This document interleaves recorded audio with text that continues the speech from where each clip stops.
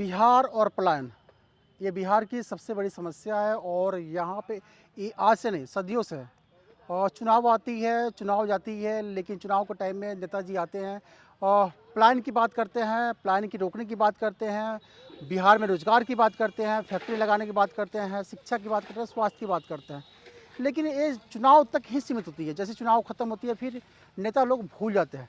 और बिहार में पलायन इसलिए सबसे बड़ी समस्या है क्योंकि ये परिवार को टुकड़ों टुकड़ों में बांट देती है। एक परिवार में कहीं बच्चा हरियाणा में काम करता है तो बाप पंजाब में काम करता है, तो दूसरा बेटा मुंबई में काम करता है, कोई गुजरात में काम करता है और परिवार टुकड़ों टुकड़ों में बढ़ जाती है। अब पलायन पे सही से काम किया जाए तो पलायन रुक भी सकती है।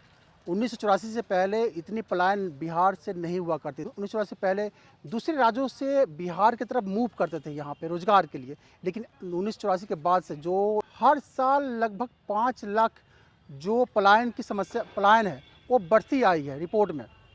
तो इस पलायन पे क्यों नहीं जोर शोर से काम किया जाता है, लेकिन सिर्फ चुनाव तक ही क्यों सीमित हो जाती है?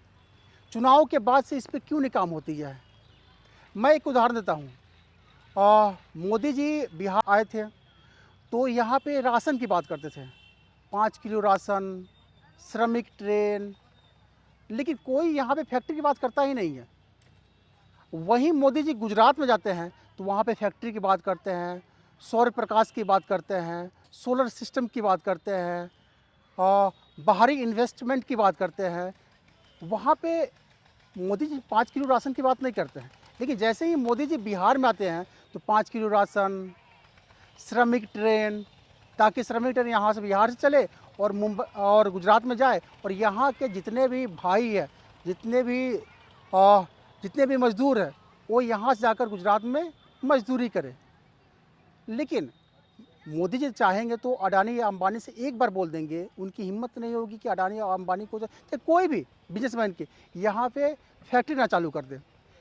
लेकिन कुछ नेताओं ने बस यही बना कर रखा है कि हाँ नहीं, बिहार को एक मजदूर या मजबूर राज्य बना के ही छोड़ेंगे और एक कंटिन्यू मजदूरी पे ही डिपेंड करके रखेंगे। तो यही कारण होती है कि बिहार में पलायन आज तक सिर्फ चुनाव तक ही सीमित है। चुनाव के बाद कोई इस पर बात ना करता है, कोई काम नहीं करती है और बिहार के लोग भी भोले भाले होते हैं। यहाँ पे जाति में पार्टियों में बट के और कुछ लोग ऐसे हैं कि उस पर वोट देकर और सरकारें बनाते हैं, लेकिन उसको उनको हक नहीं होती है, चाहे उन लोग की बात नहीं करते हैं, पलायन पे अपने अधिकार की बात नहीं करते हैं।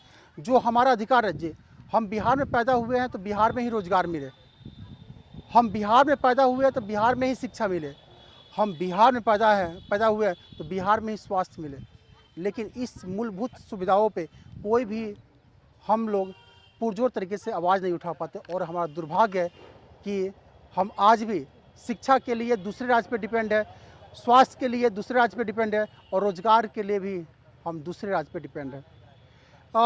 कुछ दिन पहले प्रशांत किशोर जी के बारे में वो बोलते हैं, अच्छे बोलते हैं, बिहार की बात बोलते हैं, बिहार के जन की बात बोलते हैं, बिहार की मूलभूत सुविधाओं के बारे में बोलते हैं।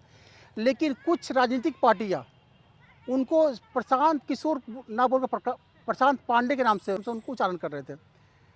और सबसे बड़ी दुर्भाग्य की बात है, किसी भी आदमी का जाति से उनकी काबिलियत को नहीं आंका जा सकता है।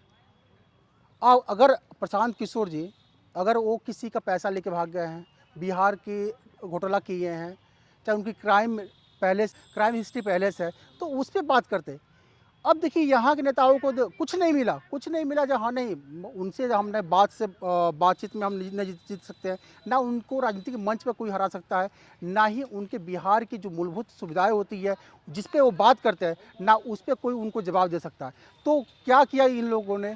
प्रशांत पांडे उच्चारण करके उनको जाति से जोड़ना चालू कर दिया।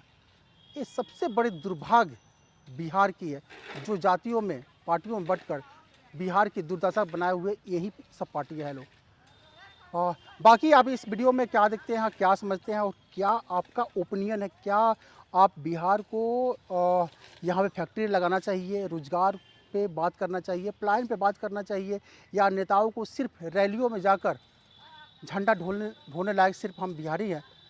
आप कमेंट बॉक्स में बता सकते हैं। जय हिंद।